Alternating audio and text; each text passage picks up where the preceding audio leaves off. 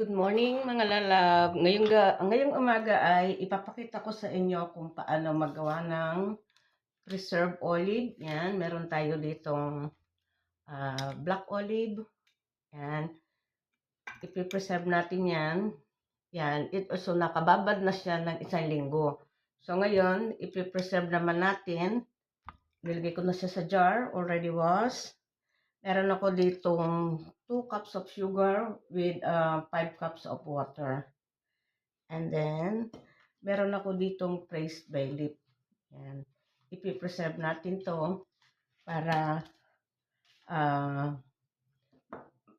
get ready for 5 to 6 months. Yan. And then, lalagyan natin siya ng 1 cup na extra virgin olive oil. Yan. All we have to do is haluin lang natin ang ating asin sa tubig bago natin i-mix sa olive. Yan.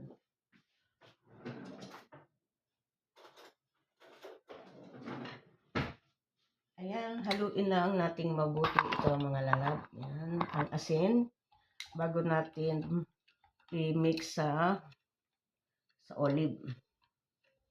Yan, yan. Gamitan lang natin siya ng cooking salt. Yan. At meron ako ditong black olive galing sa isang kaibigan. Yan. So, tulawin natin ang ating asin. Tapos, yung natirang asin na hindi na-dissolve, pwede natin ilagay dyan sa ibabaw ng ating olive. Ayan. Para makita yung aking magandang mukha. Ayan. Halo-halo lang natin, haluin natin ang ating asin. Ayan. I think is okay now.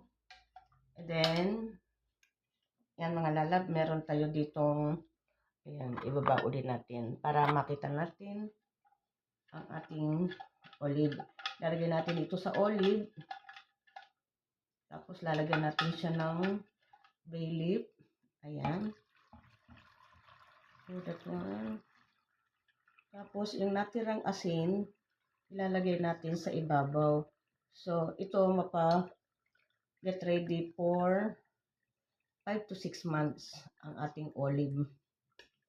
Ayan. Lagyan natin yung ibang natirang buong asin sa ibabaw. Ayan.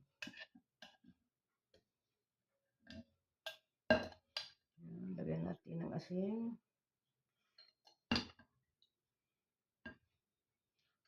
Nag-overflow na ang ating dahil sa dami ng tubig. Ayan. Bawasan natin ng konting tubig kasi lalagyan natin siya ng olive oil sa ibabaw. At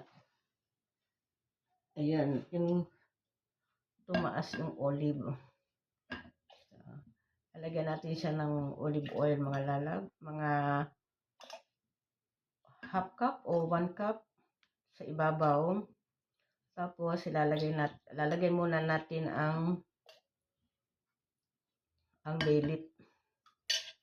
Yan, lagyan natin siya ng bay leaf. Yan, season ngayon ng olive, kaya daming olive. Ayan, ang olive, black olive. Merong green olive, may black olive. Yan, lagyan natin ang bay leaf. Yan, sa gilid-gilid para umano ang amoy niyan. Yan, galing sa aking garden, Presley bay leaf.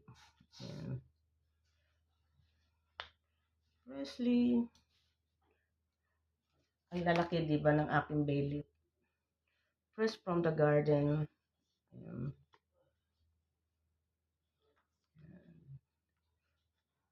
Tapos, lalagyan natin siya ng olive oil sa ibabaw. Ayan. Yung iba, lagyan na natin sa ibabaw para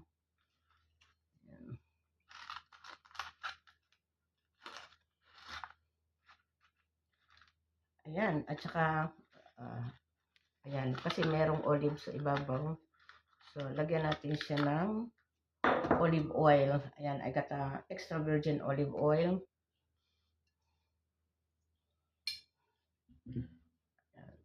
Para makita niyo mabuti ang ginagawa ni Mami Eva's Kitchen. Ayan. So, ayan. I think meron ako ditong mga 1.5 cup na olive oil. So, lagyan lang natin siya ng mga half cup. Ayan.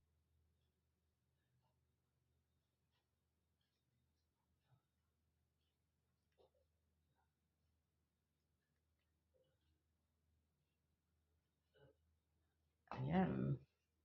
Ayan. Okay na mga lalab. Pwede na natin itabi yan ng mga 5 to 6 months. Pwede na ito magagamit for more than a year. Itong preserve na olive. Ayan. Okay. Itatabi lang natin ito sa dark place. Ayan. Okay na mga lalab. Thank you so much for watching. Ayan ang aking preserved olive. O, diba? Ayan. Lagyan lang ng asin. Ayan ang asin sa ilalim. O, mga lalab. Nakita niyo yung asin? Ayan. Thanks for watching. Bye-bye. Thank you.